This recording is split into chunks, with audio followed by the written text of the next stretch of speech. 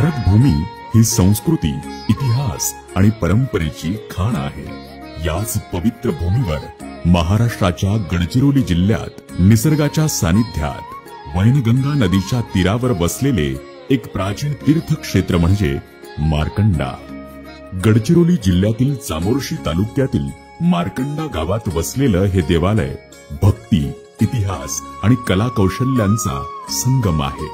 श्री क्षेत्र मार्कंडेश्वर मंदिर हे केवळ एक तीर्थक्षेत्र नसून पौराणिक, ऐतिहासिक आणि पुरातत्वीय दृष्टिकोनातून अनमोल वारसा आहे। हजारो वर्षांच्या इतिहासाला साक्षी असलेल्या या मंदिरात भगवान शिवाची भक्तिभावे पूजा केली जाते।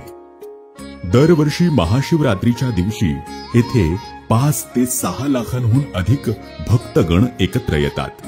गंगाजळ अभिषेक, रुद्राभिषेक आणि अखंड भजन कीर्तन यामुळे संपूर्ण वातावरण शिवमय आणि भक्तिरसात न्हाल्यासारखे होते। अशा वेळी मंदिर परिसरात असलेल्या विशाल मैदानावर भव्य जत्रा भरते, ज्यात धार्मिक विधींसोबतच स्थानिक बाजार, पारंपरिक खेळ आणि सांस्कृतिक कार्यक्रमांचा समावेश असतो।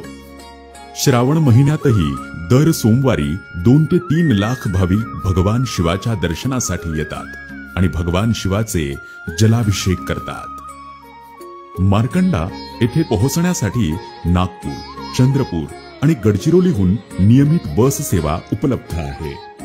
येथे दक्षिण वाहिनी वैनगंगा वळसा घेऊन उत्तर वाहिनी होते। वैनगंगेच्या याच भौगोलिक महत्वामुळे हे मंदिर विदर्भाची काशी म्हणून ओळखले जाते। इतिहासकारांच्या माहितीप्रमाणे येथील विविध मंदिरे 9 ते 13व्या शतकात नागर शैलीत बांधण्यात आलेली आहेत। त्या स्थळी पूर्वी 24 मंदिरे अस्तित्वात होती। सन 1777च्या सुमारास येथे वीज पडून देवळाचे बरेच नुकसान झाले। त्यानंतरच्या काळात आणखी काही मंदिरे कोसळली। अशी भारतीय पुरातत्व